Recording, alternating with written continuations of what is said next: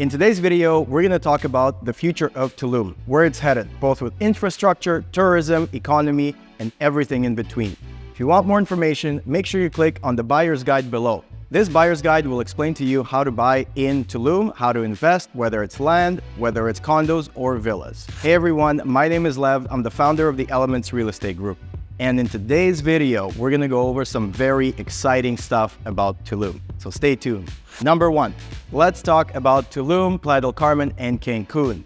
Cancun was the first city that was developed in the Riviera Maya. It is a major destination with flights from all over the world constantly coming. Year after year after year, Cancun has literally set itself as one of the best places to visit with the most visitors on a yearly basis. The following city that started the trend is Playa del Carmen. Playa del Carmen started as a small fishing town. Literally no streets, just a few boats on the water and a few houses. Fast forward to 2023, it is a busy metropolitan city. It has economy of strength, it also has hospitals, it has schools, it has several businesses, very large stores, some of them include Costco, Home Hardware, etc. And the third city that is continuing on that trend is Tulum. Now Tulum, about 20 years ago, was nothing. And when I say nothing, I mean it was dirt roads. You could literally find a spot on the beach where you could set up a tent and have a camping night. However, fast forward to 2023, Tulum has grown to be a big destination for tourists. Whether they're coming from North America, South America, Europe, Asia, you could find all kinds of tourists here in Tulum. Now let's talk about who comes to Tulum. Tulum got put on the map because of influencers and celebrities. Now, why did these influencers and celebrities come to Tulum? Well, it's very simple. It offers a lot more than any other beach town in Mexico. What I mean by that is when you come to Tulum, you can go see Mayan ruins, archaeological sites. You can also go to a cenote. A cenote is an underground cave that is natural. It's a very popular activity here for a lot of tourists. It doesn't cost a lot of money, in around 100 to 200 pesos per person, and you can literally go and spend the entire day at these cenotes. Thirdly, the beaches. Tulum's beaches are spectacular. Playa del Carmen's beaches are awesome, but not as nice visually as in Tulum. The other thing is, in Tulum, the beach road is federally protected, which means that the only way that you have access to the beaches in Tulum is through a beach club, a restaurant, or a hotel. That will give you exclusivity and privacy. Unlike beaches in other destinations where anyone can go to the beach, it creates a different type of demographic that has access to the beach. With Tulum, it's a more of a higher echelon luxury experience. Now, who comes to Tulum? Well, Tulum previously, maybe 6 or 7 years ago, used to be backpacker heaven. Everyone came here. It was a very affordable place to come just to stop if you were traveling along the Riviera Maya. People could come here and do holistic and spiritual events. People really came here to disconnect. Moving forward, Tulum has become a metropolitan city, but is still lacking infrastructure. The people that have made this boom happen are everyday tourists, people that want to enjoy both the luxury of Tulum, but also the natural vibes of Tulum. Unfortunately, in cities like Cancun and Playa del Carmen, as well as Puerto Vallarta, nature has been limited in the sense that it's a lot of concrete jungle. Yes, there are palm trees. Yes, it's still beautiful, but it's not as lush and open as Tulum. Tulum's mayor and governor have made it a promise to keep Tulum as green as possible. So when you come to Tulum, you feel like you're in the jungle at all times. The other types of clients and tourists that are coming to Tulum are people who want to unwind from their concrete jungle back home, whether it's in Canada, US, or Europe. Here you can really detach from the everyday hustle and bustle of everything that happens in the office back in your state or city. In Tulum, you also have to be aware that there is a premium to pay. It has become a worldwide destination, so things here can be both affordable, but also can be luxurious and costly. That's something to be aware of depending on where you go. Tulum used to have about 12,000 people living here. However, now with the growth, the laid-back lifestyle, the luxury and everything else, Tulum now has close to 50,000 people.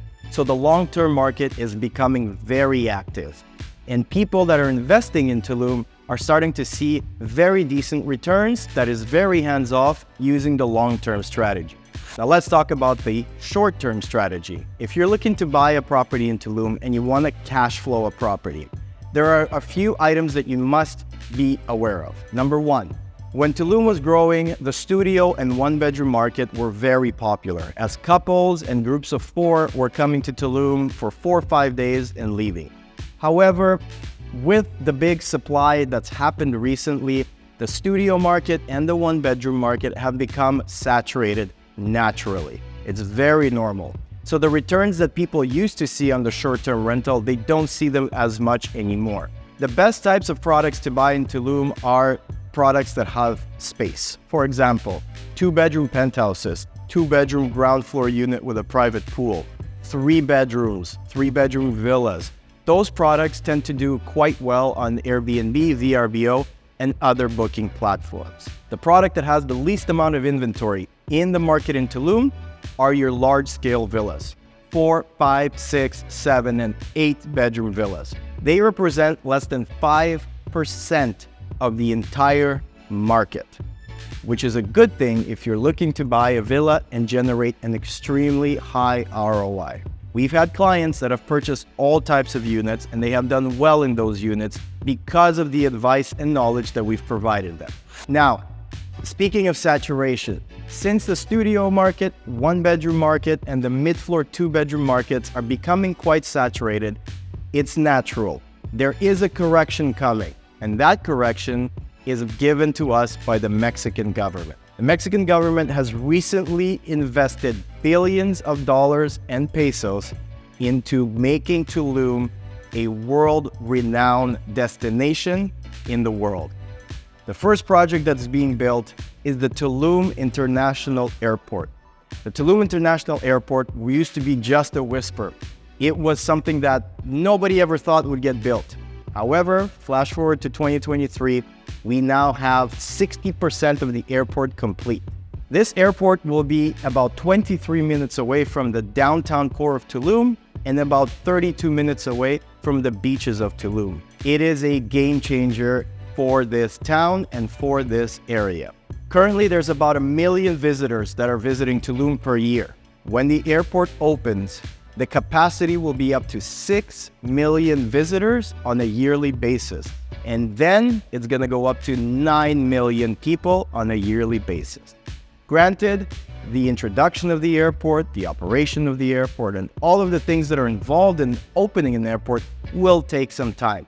But real estate is not an overnight investment. Real estate is a long-term game. So if you're getting into the market now, you can be assured that in 5 to 10 years, you will not recognize Tulum compared to what it is right now. The airport is going to have flights coming in from the US, from Canada, from South America, as well as a few flights from Europe, which is huge for the area.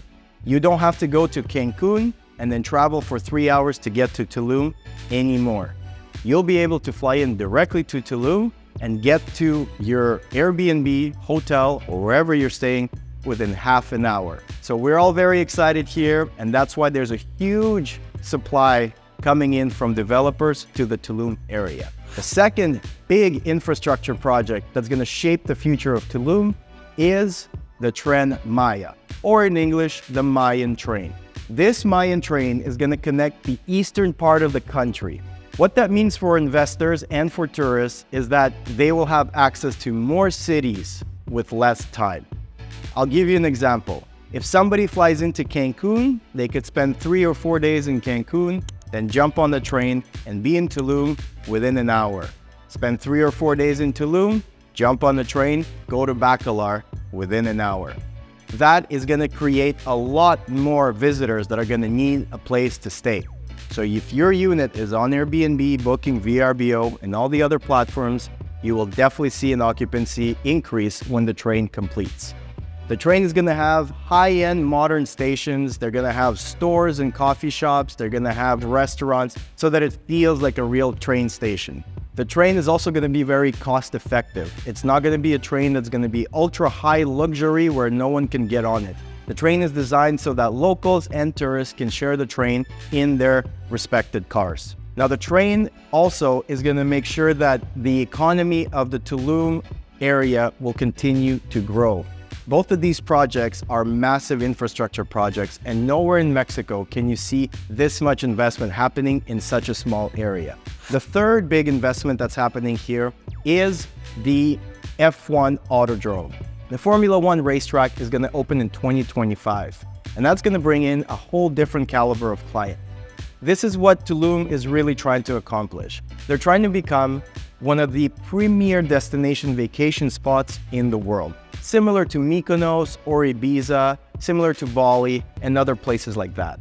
Now, let's talk about the infrastructure of Tulum. As I mentioned earlier, Tulum obviously is lacking infrastructure right now. But something to keep in mind is that at one point in time, Cancun was lacking infrastructure as well. Nowadays, Cancun is fully paved. There are malls everywhere. It's a vibrant gastronomic city. People still visit it, and year after year after year, there are more and more visitors. Let's look at Playa del Carmen. Playa del Carmen used to be a beach town with fishing boats. Now, Playa del Carmen has tons of restaurants, condos, walking distance to everything, and it's a thriving town on the coast of the Caribbean. What do you think will happen with Tulum once the airport and the train open up? The governor and mayor are working tirelessly to make sure that Tulum is going to be a top-notch luxury city. They want to rival Cabo, they want to rival Cancun, they want to rival Ibiza, and they want to rival Mykonos, among many other cities. Tulum currently is under a state of growth, and with growth comes construction. There are 5 neighborhoods in Tulum that are superb for investment. 3 of them are developed, 3 of them are up and coming. All 5 offer different things for your investment. So let's talk about those 5 neighborhoods. Those 5 neighborhoods are surrounded by greenery. On one side, you have the Tulum National Jaguar Park. That is about the size of 3 Central Park parks. It is massive, and there's no real estate going on there. The other side, you have the biosphere called Sian Kai. And again, no real estate is going in there. So in Tulum, the land is becoming very, very scarce. More and more investors are putting their money in Tulum because of the uplift and because of the growth that can be expected. The price points are still very affordable compared to other tourist destinations in the world like Miami in California, like Cabo, and like Puerto Vallarta. So people here and investors can park some money and will just let it grow. Now, where's the best place to invest? Well, any one of those 5 neighborhoods.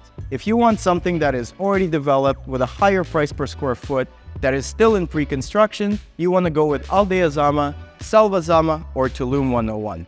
If you are okay to wait a little bit until all the infrastructure comes and pay a much lower price per square foot, but get the exact same type of unit, then Region 15, La Valletta, and Region 8 are for you. Something to remember is that Tulum is not a beach town, which means you are not on the water.